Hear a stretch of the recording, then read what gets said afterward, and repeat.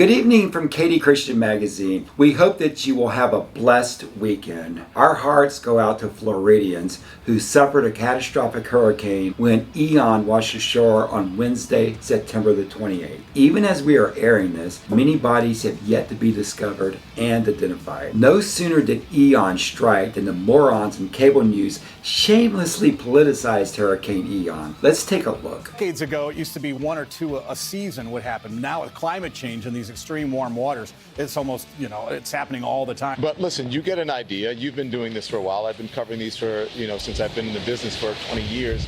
I've lived in the Gulf Coast. You see the intensity of the storms increasing. This storm, in a way, is kind of bad news for the people that are still trying to deny climate change as a fact. The science shows what the science shows. It's a first-time test for how you adapt to these new, stronger storms on a warmer planet as a result of climate change. Like Miami gets water that comes up on a good sunny day. That's climate change because water levels are rising. Our Earth is getting warmer, and there is just no doubt, I think, left that it is feeding these beasts. But is what they were saying true? It certainly is to Lemon, because he lives in the Gulf Coast after all, or so he claims, and he's been in this field for over 20 years, so he's an expert. You're not supposed to question him, because he went to Harvard. Did you even go to school? In reality, this has been the slowest hurricane season in a quarter century. That's 25 years for you who can't do basic math, which apparently is the entire news media. We here at Katy Christian Magazine do not accept what they say as fact. So we did our own research into the 10 most deadly hurricanes ever to strike the United States. Here's the list.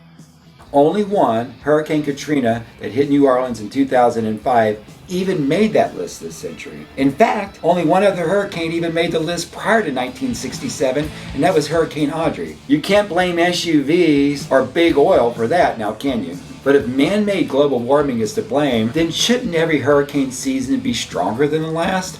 We should be getting 20, 30, 40 Category 5 hurricanes every year by now, according to the climate alarmists.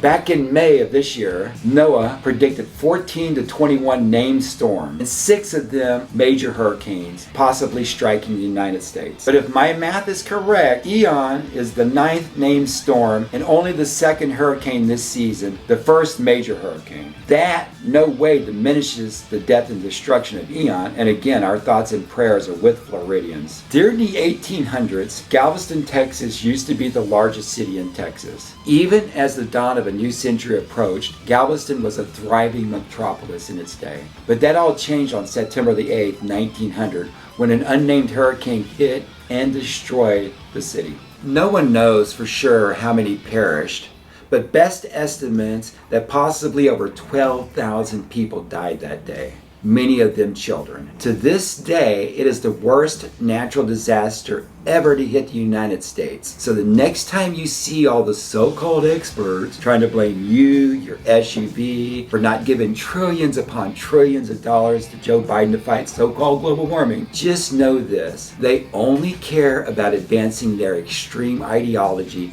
any way necessary, even if they have to blame you.